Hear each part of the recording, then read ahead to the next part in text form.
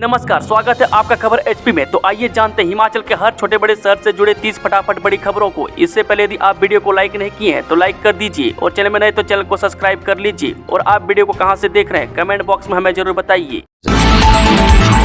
हिमाचल में 6597 पदों पर शिक्षकों की भर्तियां शुरू, जाने किन विषयों के कितने पद है खाली।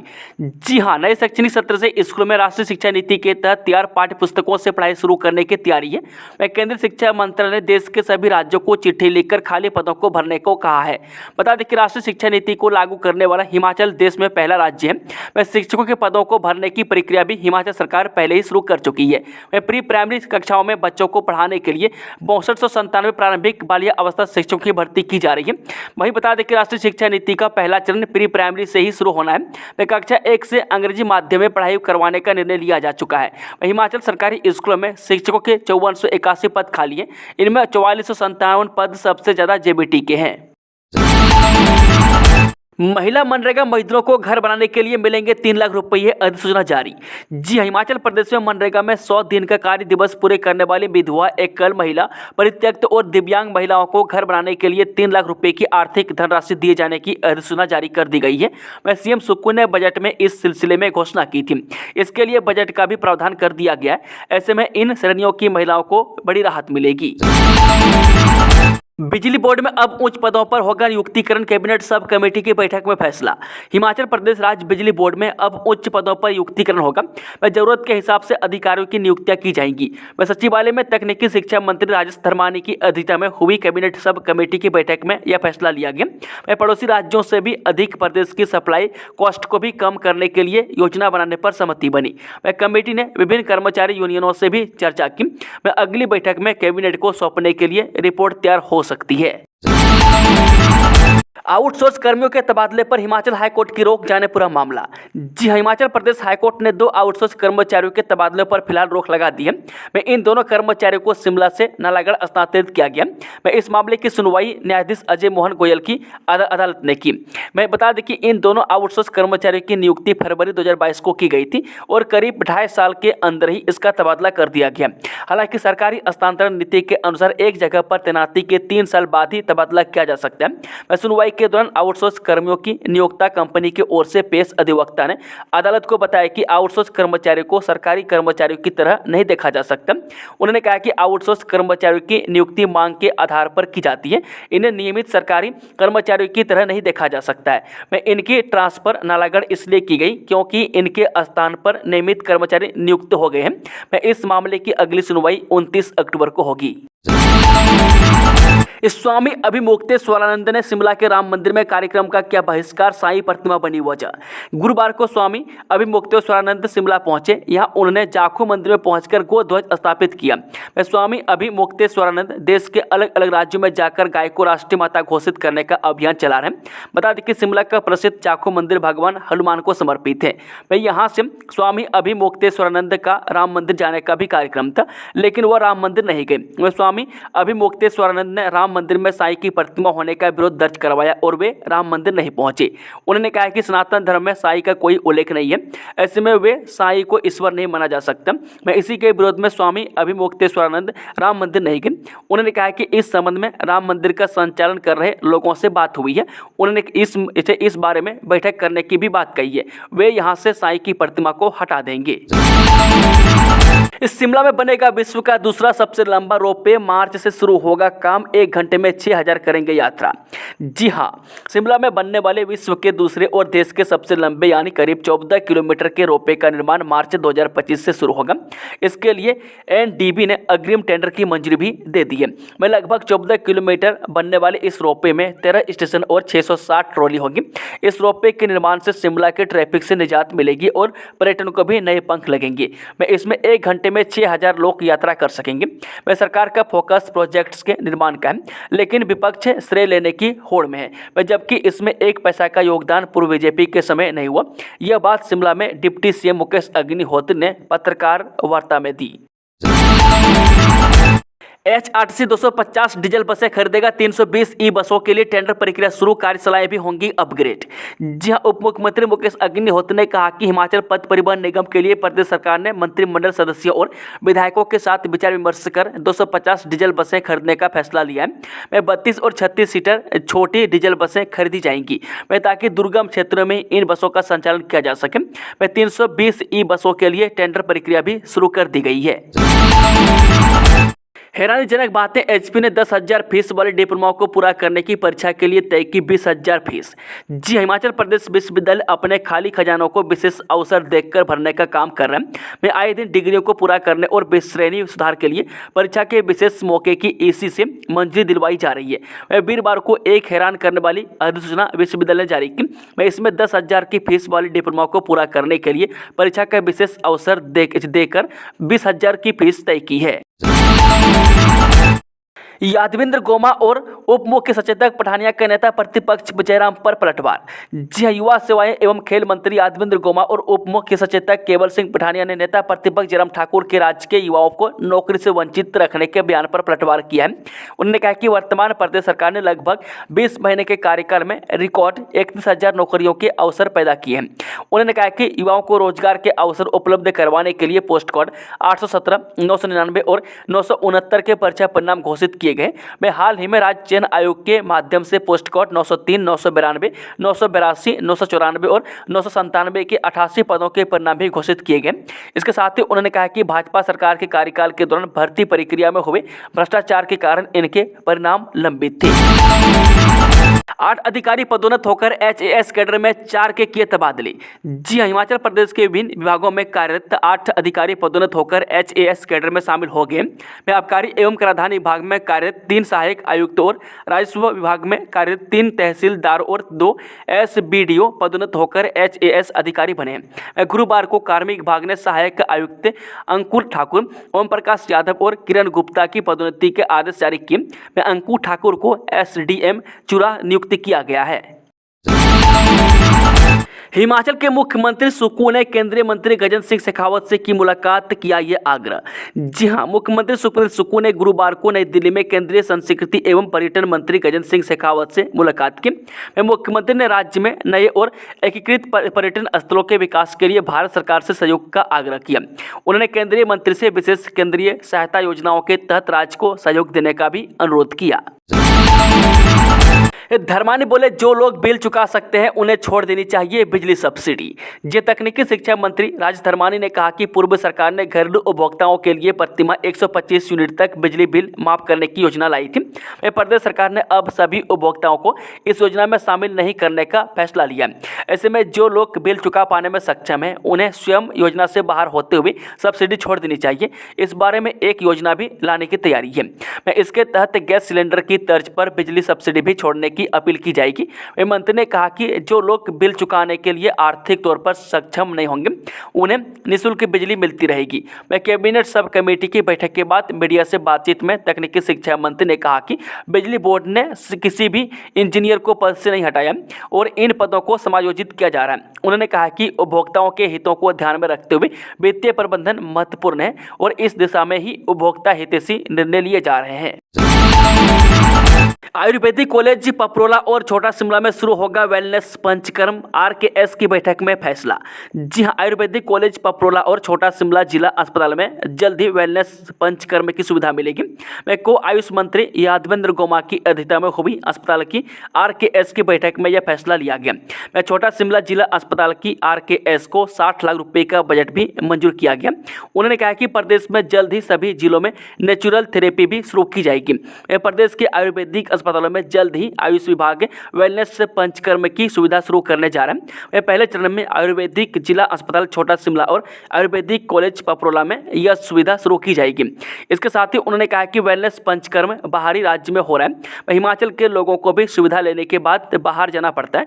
इसके चलते हिमाचल में भी वेलनेस पंचकर्म शुरू करने के लिए गाइडलाइन तैयार करने का फैसला लिया गया है। मनाली, मैक्लोडगंज और शिमला में पर्यटन विकास निगम के होटलों में भी यह सुविधा दी जाएगी।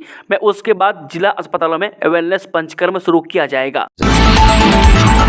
इस सराज में मंत्री जगत सिंह नेगी के सामने आपस में उलझे कांग्रेस कार्यकर्ता जमकर हुई धक्का मुक्की।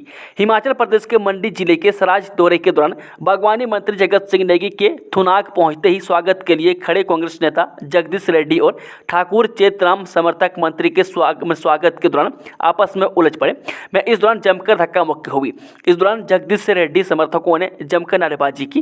मैं सोशल मीडिया पर यह सियासी ड्रामे खूब वायरल हो रहा है। मैं इस सियासी ड्रामे को सराज भाजपा जमकर वायरल कर रही है। भाजपा के अनुसार सराज कांग्रेस की गुटबाजी एक बार फिर सामने आई है। वहीं सराज कांग्रेस नेता व कांग्रेस से विचार विभाग के चेयरमैन विजयपाल सिंह ने कहा कि जोश में कांग्रेस कार्यकर्ता हल्का सा अनुशासन भूले, लेकिन बाद में सब ठीक रहा और मंत्री जगत सिंह नेगी का कार्यक्रम सफल रहा। 800 मीटर की ऊंचाई से बाघा सराहन की खूबसूरती निहार सकेंगे सैलानी। जी, हिमाचल प्रदेश के कुल्लू जिले के आनी विधानसभा क्षेत्र के बाघा सराहन में देश विदेश से घूमने आने वाले सैलानी जल्द ही हवा में उड़ान भर सकेंगे। मैं बुधवार को बाघा सराहन के बलेऊ, जोत और मरोल से पैराग्लाइडिंग के 3 ट्रायल हुए। मैं 800 और 300 मीटर की ऊंचाई से उड़ान भरने के बाद पैराग्लाइडर पायलटों ने बाघा सराहन में सफल लैंडिंग की। मैं ट्रायल सफल रहने के बाद अटल बिहारी वाजपेयी पर्वतारोहण संस्थान मनाली के तकनीकी विंग से यहां पैराग्लाइडिंग को हरी झंडी दे दी है। मैं संस्थान से हरी झंडी मिलने के बाद यहां पर बड़े स्तर पर भी पैराग्लाइडिंग इवेंट करवाए जा सकेंगे।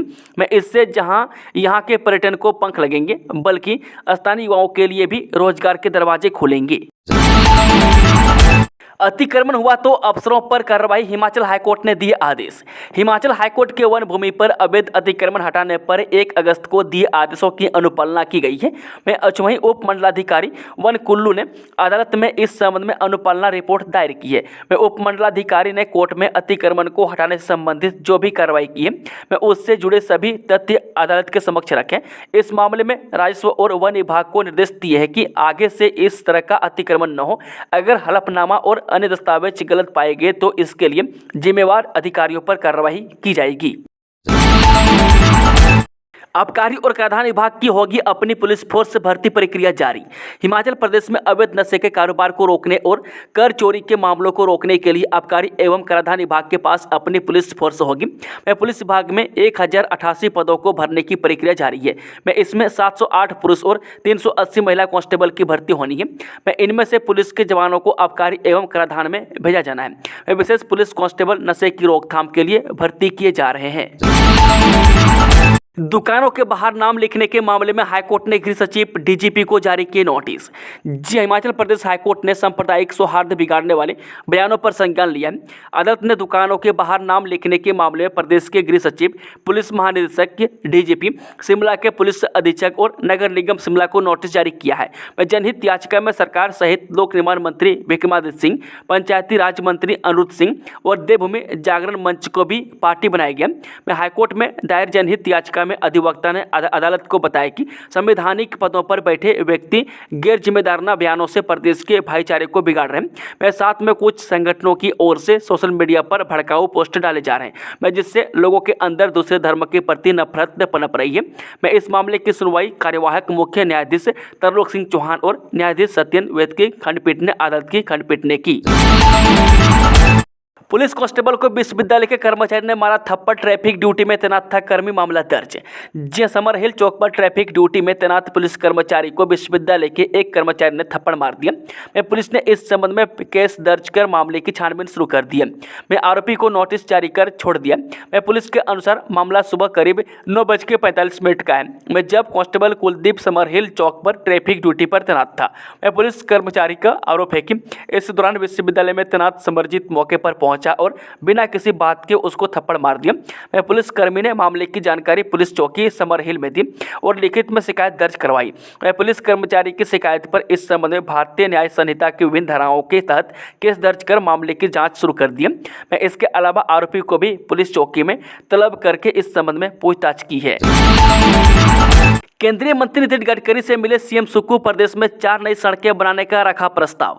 जय मुख्यमंत्री सुक्खू ने आज नई दिल्ली में केंद्रीय सड़क परिवहन एवं राजमार्ग मंत्री नितिन गडकरी से भेंट कर प्रदेश में विभिन्न सड़कों, पुलों और राजमार्ग परियोजनाओं के बारे में विस्तारपूर्वक विचार विमर्श किया। उन्होंने केंद्रीय मंत्री से प्रदेश को उदार वित्तीय सहायता और सहयोग का आग्रह किया। मुख्यमंत्री ने केंद्रीय मंत्री को राज्य में 4 नई सड़क परियोजनाओं के निर्माण का प्रस्ताव प्रस्तुत करते हुए कहा कि हिमाचल जैसे पहाड़ी राज्य में सड़कें आवागमन का मुख्य साधन है, इसलिए समग्र विकास और पर्यटकों की सुविधा के लिए सड़कों को सुदृढ़ करना अत्यंत महत्वपूर्ण है। उन्होंने आग्रह किया है कि भारतीय राष्ट्रीय राजमार्ग प्राधिकरण को प्रदेश में यथासंभव सुरंगें निर्मित करने की संभावनाओं को तलाशना चाहिए, जिससे सड़कों के रखरखाव की लागत में कमी आएगी। जम्मू कश्मीर के बारामूला में सेना के वाहन पर आतंकी हमला, पोर्टर की मौत, 4 जवान घायल। जम्मू कश्मीर के बारामूला जिले के गुलमर्ग इलाके में गुरुवार को आतंकियों ने सेना के वाहन पर हमला किया। अधिकारियों ने बताया कि गुरुवार को नियंत्रण रेखा यानी कि LOC के पास गुलमर्ग में बोटा पाथर के नागिन इलाके के पास आतंकवादियों ने सेना के वाहन पर हमला किया, जिसमें कम से कम 4 सैनिक घायल हुए हैं। पुलिस अधिकारियों ने बताया कि 18 राष्ट्रीय राइफल्स से RR के वाहन को पोटा पाथर से आते समय निशाना बनाया गया। सैनिकों के साथ यात्रा कर रहा एक पोर्टर इस मामले में गंभीर रूप से घायल हो गया। बाद में कुली की मौत हो गई। इस शहर में शुक्रवार से शुरू होगा आवारा कुत्तों का टीकाकरण। ये चंबा शहर में शुक्रवार को आवारा कुत्तों का टीकाकरण शुरू होगा। सुबह 6 बजे से धर्मशाला से आई डॉग कैचर की टीम कुत्तों को पकड़ने का अभियान शुरू कर देगी। उसके बाद उन्हें पकड़कर पशुपालन विभाग के पास पहुंचाया जाएगा। यहाँ उनका टीकाकरण किया जाएगा। डॉग कैचर की टीम 2 दिन तक चंबा में रहेगी। इस दौरान शहर में घूम रहे सभी आवारा कुत्तों को पकड़कर उन्हें एंटी रेबीज के टीके लगाए जाएंगे। इससे शहरवासियों को राहत मिलेगी। वहीं शहर में घूम रहे आवारा कुत्तों की संख्या का भी पता लगाया जा सकेगा। चंबा शहर में हाल ही में पागल कुत्तों ने काफी आतंक मचाया था। पागल कुत्तों ने करीब 25 लोगों को काट लिया था, जिसमें 6 से 7 स्कूली बच्चे शामिल हैं। कुत्तों के आतंक से सहमे लोग अपनी सुरक्षा के लिए घर से हाथ में डंडे लेकर निकल रहे थे। आलम यह था कि शहर की गलियों व सुनसान रास्तों में अकेले आवाजाही करने से लोग परहेज कर रहे थे। हालांकि 3 से 4 पागल कुत्तों को लोगों ने मार दिया। इसके बावजूद अब भी शहर में और कुत्तों के पागल होने का अंदेशा बना हुआ है। इसको देखते हुए नगर परिषद ने धर्मशाला से डॉग कैचर की टीम बुलाई है। वीरवार को यह टीम चंबा पहुंच गई है। अब शुक्रवार से यह टीम कुत्तों को पकड़कर पशुपालन विभाग के पास पहुंचाएगी और टीकाकरण किया जाएगा। नगर परिषद अध्यक्ष लीलम नैयर ने बताया कि शुक्रवार को सुबह 6 बजे से ही डॉग कैचर अपना कार्य शुरू कर देंगे। इसके बाद 2 दिन तक टीम चंबा में रहेगी। इस दौरान शहर के सभी आवारा कुत्तों को पकड़कर उनका टीकाकरण करवाया जाएगा। इस चौगान के अतिरिक्त अन्य स्थानों पर आतिशबाजी विक्रय करने पर पाबंदी दिशा निर्देश जारी। जी हां, उपमंडल नाहन के अंतर्गत आने वाले क्षेत्रों में पटाखों एवं आतिशबाजी के विक्रय के लिए स्थान निर्धारित किए गए, ताकि पटाखों के कारण किसी प्रकार की जानमाल की क्षति न हो। SDM नाहन राजीव संख्यान ने बताया कि उपमंडल नाहन में चौगान मैदान, ददाहू के साती बाग, कला आम के मार्कंडेश्वर नदी व जमटा के मेला मैदान जमटा में 29 से 31 अक्टूबर तक प्रातः 9 बजे से शाम 9 बजे तक आतिशबाजी व पटाखों की बिक्री की जा सकेगी। नाहन शहर में अतिरिक्त किसी भी अन्य स्थान पर पटाखों एवं आतिशबाजी के विक्रय पर पूर्ण प्रतिबंध रहेगा। निर्धारित स्थानों पर पटाखों और आतिशबाजी के विक्रय के लिए SDM कार्यालय अथवा कार्यकारी दंडाधिकारी, तहसीलदार, नायब तहसीलदार से लाइसेंस प्राप्त किया जा सकता है। दृष्टिहीन संघ की बैकलॉग के पदों को भरने की मांग पर नवंबर में होगी बैठक। राष्ट्रीय दृष्टिहीन संघ की मांग पर सामाजिक न्याय एवं अधिकारिता विभाग के सचिव ने सभी विभागों की बैठक बुलाई है। यह बैठक नवंबर महीने के पहले सप्ताह में होगी। इसमें विभाग के अधिकारियों को रोस्टर के साथ बुलाया है। विभागों में उक्त कोटे के कितने पदों का बैकलॉग है, यह तमाम जानकारी बैठक में रखी जाएगी। इसके बाद इस पर रिपोर्ट तैयार कर सरकार को भेजी जाएगी। विभाग की माने तो इससे पहले भी मामले पर संघ के पदाधिकारियों के साथ बैठक हो चुकी है और इसमें विभागों द्वारा 4% कोटे के तहत पद चिन्हित किए गए थे, लेकिन संघ के पदाधिकारियों ने इसे गलत बताया। इसके बाद विभागों को नया रोस्टर तैयार करने को कहा गया था। विभाग की माने तो पिछले दिनों उक्त कोटे के तहत 25 से 30 पद भरे गए। इसके साथ ही संघ को आश्वासन दिया गया था कि इनके बैकलॉग के पदों को भरा जाएगा, जिस पर कार्यवाही की जा रही है। उधर के पदाधिकारियों का कहना है कि सरकार इसमें केंद्र का रोस्टर लगा रही है, जबकि इसमें राज्य सरकार का रोस्टर लगना चाहिए। ऐसे में विभाग ने मामले पर एक बार फिर बैठक बुलाई है। बिजली बोर्ड कर्मचारियों को मिलेगा 4% डीए। जी, हिमाचल प्रदेश राज्य बिजली बोर्ड के कर्मचारियों को बिजली बोर्ड प्रबंधन ने 4% डीए देने की घोषणा कर दी गई है। बिजली बोर्ड के नियमित कर्मचारियों को अभी ये लाभ जारी कर दिया है। बिजली बोर्ड के एनपीएस कर्मचारियों को देय डीए के लिए अलग से निर्देश जारी किए जाने हैं। इसकी अलग से एक अधिसूचना जारी की जाएगी। बता दें कि इस बार बिजली बोर्ड के कर्मचारी और पेंशनरों को वेतन भी 28 अक्टूबर से पहले मिल जाएगा। इससे पहले राज्य सरकार ने इनकी घोषणा कर दी है। इसी तर्ज पर राज्य बिजली बोर्ड के कर्मचारी भी लगातार इसकी मांग कर रहे थे। उनकी पुरानी पेंशन स्कीम को बिजली बोर्ड में लागू करने की मांग पर अभी कोई फैसला नहीं लिया गया। यह मांग अभी तक राज्य बिजली बोर्ड प्रबंधन के पास लंबित है। प्रदेश सरकार द्वारा 25 से शुरू की जाएगी प्राकृतिक खेती से उगाई मक्की की खरीद। हिमाचल प्रदेश सरकार द्वारा इस वर्ष पहली बार प्राकृतिक खेती से उगाई जाने वाली मक्की की खरीद 25 अक्टूबर 2024 से शुरू की जा रही है। प्रदेश सरकार द्वारा प्राकृतिक विधि से उगाई जाने वाली मक्की का समर्थन मूल्य 30 रुपये प्रति किलो और गेहूं का समर्थन मूल्य 40 रुपये प्रति किलो निर्धारित किया है। इस बार प्राकृतिक मक्की की खरीद के लिए जिला कांगड़ा में 3 खरीद केंद्र सिविल सप्लाई के गोदामों यानी कि नगरोटा, भगवा, फतेहपुर व ढलियारा स्थापित किए हैं। किसान इन 3 निर्धारित खरीद केंद्रों पर आकर प्राकृतिक खेती द्वारा उगाई गई मक्की को बेच सकते हैं। सरकार द्वारा जारी दिशा निर्देश अनुसार चयनित किसान प्राकृतिक खेती मक्की को पैकिंग में भरकर निगम के निर्धारित 3 थोक गोदामों तक पहुंचाएंगे। इसके अतिरिक्त आत्मा परियोजना के प्रतिनिधि मक्की खरीद का पूर्ण ब्यौरा किसान वार तथा मात्रावार निगम के थोक गोदाम में उपलब्ध करवाएंगे। खाद्य आपूर्ति विभाग ने चीनी का कोटा किया वापस। पानी युक्त चीनी के पहुंचे थे कुछ बैग। चंबा में पहुंचे चीनी के कोटे की गुणवत्ता ठीक न होने के कारण चीनी को वापस से मिल में भिजवा दिया ताकि लोगों की सेहत के साथ कोई खिलवाड़ न हो।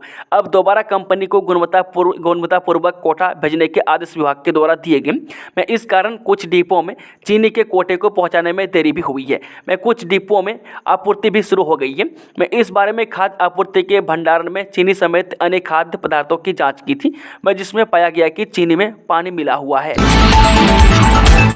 सुक्खू सरकार की बड़ी पहल, लोगों की परेशानी सुनने घर घर जाएंगे हिमाचल सरकार के मंत्री। हिमाचल प्रदेश में मुख्यमंत्री सुखविंदर सुक्खू के नेतृत्व वाली सरकार एक नई पहल करने जा रही है। बता दें कि इस मुहिम के तहत हिमाचल प्रदेश सरकार के मंत्री राज्य के दूरदराज इलाकों में लोगों के घर घर जाकर उनकी परेशानियों को सुनेंगे और उनका निपटारा करेंगे। यह पहल मुख्यमंत्री सुखविंदर सिंह सुक्खू खुद करने जा रहे हैं। मुख्यमंत्री सुखविंदर सिंह सुक्खू 26 अक्टूबर को जिला शिमला के दूरदराज क्षेत्र डोडरा कवार से सरकार की इस पहल की शुरुआत करने जा रहे हैं, जहां ये लोग के साथ संवाद करेंगे। इस 4 नवंबर तक बंद रहेगी धनेटा बड़सर सड़क। जनार्दन उपमंडल में धनेटा बड़सर सड़क के सुदृढ़ीकरण एवं मरम्मत कार्य के चलते इस मार्ग पर यातायात 4 नवंबर तक बंद कर दिया है। जिलाधीश अमरजीत सिंह ने बताया कि धनेटा बड़सर सड़क के सुदृढ़ीकरण एवं मरम्मत कार्य को सुचारू ढंग से जारी शीघ्र पूरा करने के लिए रखने तथा इसे शीघ्र पूरा इस सड़क पर वाहनों की आवाजाही 4 नवंबर तक बंद की गई है। इस दौरान क्षेत्र के वाहन चालक गलोड़ फाहल टिप्पर सड़क से आवाजाही कर सकते हैं। इस शराब की पेटियों के साथ 2 तस्कर गिरफ्तार। जब पुलिस ने भूतनाथ पुल के पास एक गाड़ी में अवैध तरीके से ले जाई जा रही अंग्रेजी और देसी शराब की 40 पेटियों के साथ 2 लोगों को गिरफ्तार किया है। पुलिस ने आरोपियों द्वारा शराब तस्करी के लिए इस्तेमाल की जा रही बोलेरो कैंपर गाड़ी को भी कब्जे में लिया है। बता दें कि एसपी डॉक्टर कार्तिकेयन गोकुल चंद्रन ने बताया कि पुलिस ने भूतनाथ पुल के समीप नाका लगाया हुआ था। इस दौरान एक बोलेरो कैंपर गाड़ी को रोककर तलाशी ली गई तो गाड़ी में शराब की खेप बरामद की गई। गाड़ी में देसी संतरा मार्का शराब की 30 पेटियां और अंग्रेजी शराब की 10 पेटियां मिली है।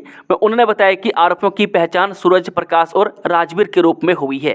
दोस्तों, खबरों का सिलसिला समाप्त होता है। जानकारी पसंद आई तो वीडियो को लाइक, शेयर, चैनल को सब्सक्राइब जरूर कर लें और कमेंट बॉक्स में कमेंट करके बताएं कि आप न्यूज़ को हिमाचल के किस कोने में बैठकर देख रहे हैं। Thank you, all the best. जय हिंद, जय हिमाचल।